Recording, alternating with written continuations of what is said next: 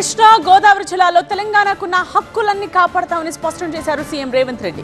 ఎలాంటి భేషజాలకు పోకుండా పక్క రాష్ట్రాలతో చర్చలు జరుపుతామన్నారు. వివాదాల కంటే పరిష్కారానికి తమ ప్రభుత్వం ప్రాధాన్యత ఇస్తుందన్నారు రేవంత్. ప్రాజెక్టుల్ని పూర్తి చేస్తాం.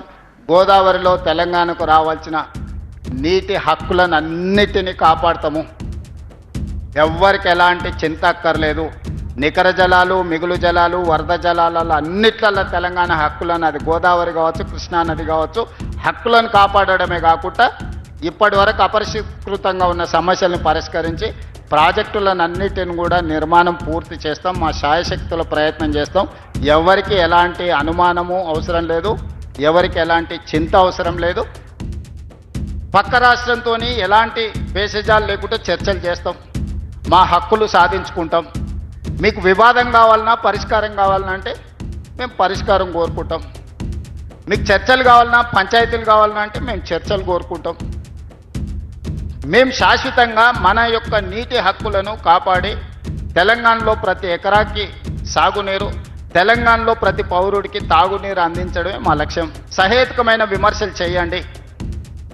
చౌకబారు విమర్శలు రాజకీయాల కోసమో లేకపోతే ఏదైనా మీ కారణాల చేత మీరు అబద్ధాలు చెప్తే ప్రజలు నమ్ముతారు అని అనుకుంటే ప్రజలు వరుసగా తీర్పులు ఇచ్చుకుంటూ వచ్చింది.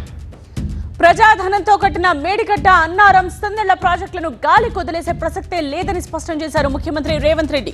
భవిష్యత్తులో ప్రమాదాలు జరగకుండా నిపుణుల సూచనలతో రిపేర్స్ పూర్తి చేస్తామన్నారు. ప్రజల సొమ్ముతో కట్టిన మేడిగడ్డ, అన్నారము, సుందెళ్ల ప్రాజెక్టులను గాలికి వదిలేయము.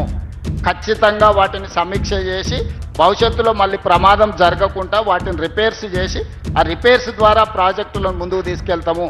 ఎవ్వరు ఎలాంటి ఆరోపణలు చేసినా మాకు ఏమీ బాధ లేదు. ప్రజలు గమనిస్తున్నారు. మా చిత్తశుద్ధిని వాళ్ళు ఎంత అనుమానించినా ప్రజలకు విశ్వాసం ఉన్నది కాబట్టి ప్రజలు టైం అండ్ అగైన్ తీర్పిచ్చిండ్రు. ఖచ్చితంగా ప్రాజెక్టులు అన్నిటిని కూడా ప్రజలకు ఉపయోగించుకొని తీరుతామని మీకు